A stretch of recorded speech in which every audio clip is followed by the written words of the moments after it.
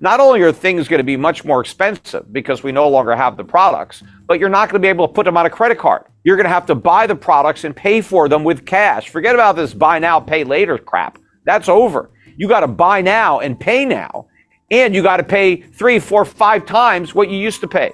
If you look at where interest rates are and what the interest on the national debt is likely to be at the end of next year, we really need to cut government spending by about 50% in order to balance the budget. That shows you how out of whack it is and how far we're living beyond our means. Nobody is willing to cut the budget at all, let alone by 50%. So, there is no political way out of this. It's just not going to happen. So the reality is inflation is what's going to happen. Right? The money is going to lose a lot of value.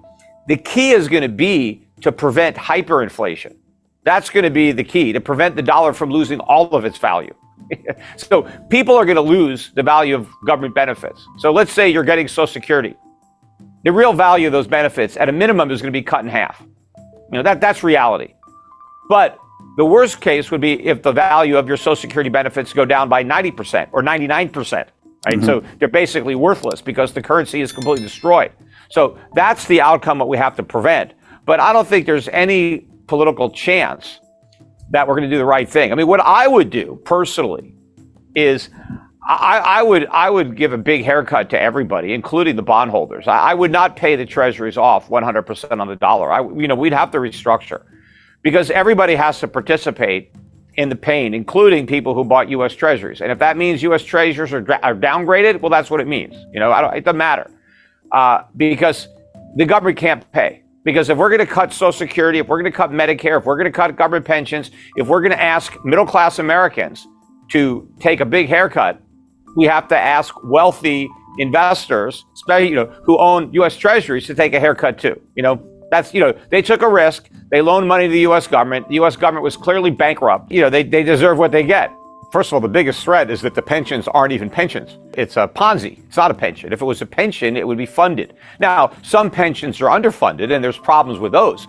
But Social Security isn't funded at all. It's not like it's underfunded. It doesn't have any funding. Its funding is future taxpayers, right? So It's not like there's any income that's being generated on investments that were made with money. On a normal pension, if I pay into a pension, when I retire, I'm getting my own money back, plus the income that's been earned through investments of my money that I've been putting in over the years.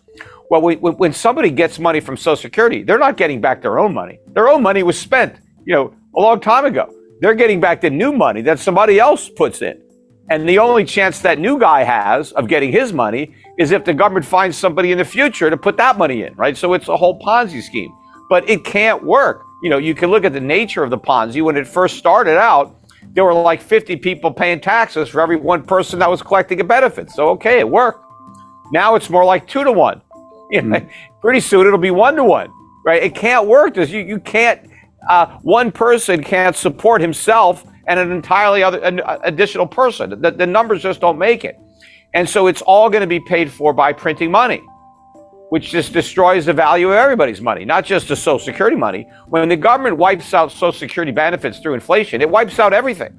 All dollars lose value. Doesn't matter where they are, even if they're stuffed under your mattress, right? They're all going to lose.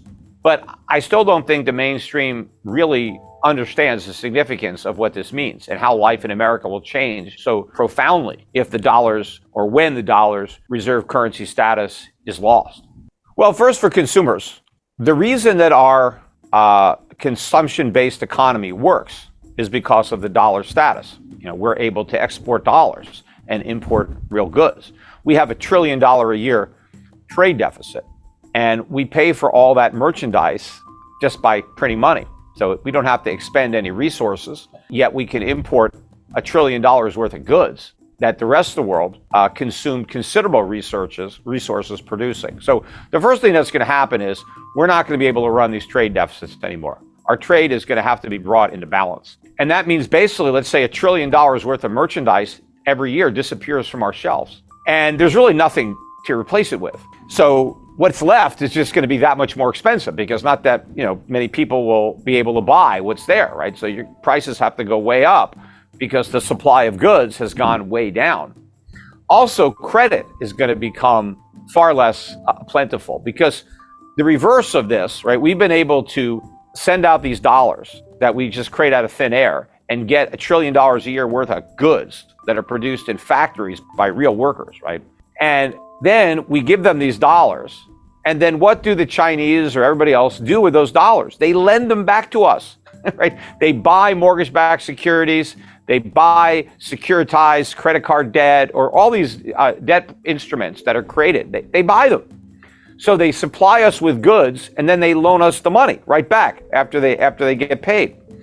And so what's going to happen is we're not going to get the goods anymore, but we're also not going to get the credit. And so consumer credit rates are going to skyrocket. So not only are things going to be much more expensive because we no longer have the products, but you're not going to be able to put them on a credit card. You're going to have to buy the products and pay for them with cash. Forget about this buy now, pay later crap. That's over.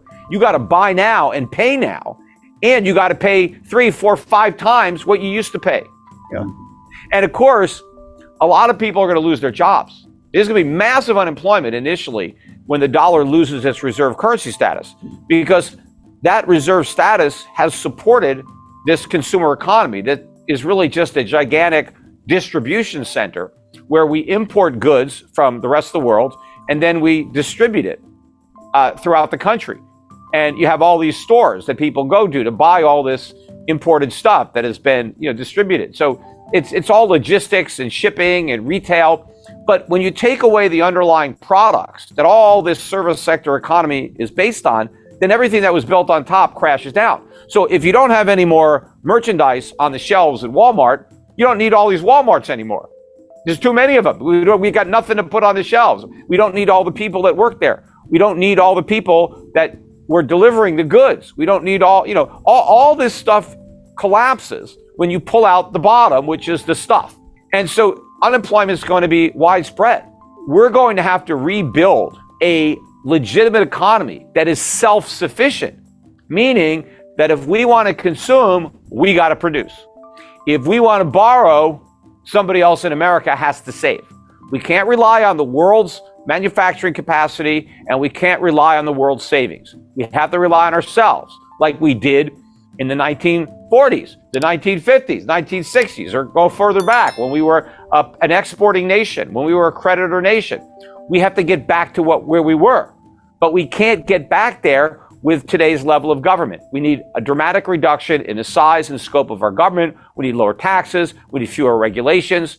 But in order to make that possible, we need massive cuts in government spending. Now, again, if we don't get that, we just get inflation that wipes everything out, and then we're going to have to start all over again. But it's going to be very difficult to start over again, especially given the way the political winds have been blowing, given how dumbed down the electorate is.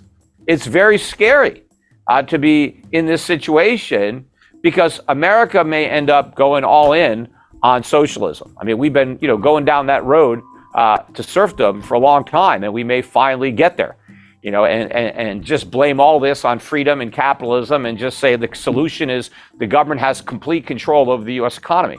And, then we're Cuba, or Soviet Union or something like that. I mean, so it's very scary where this may eventually head.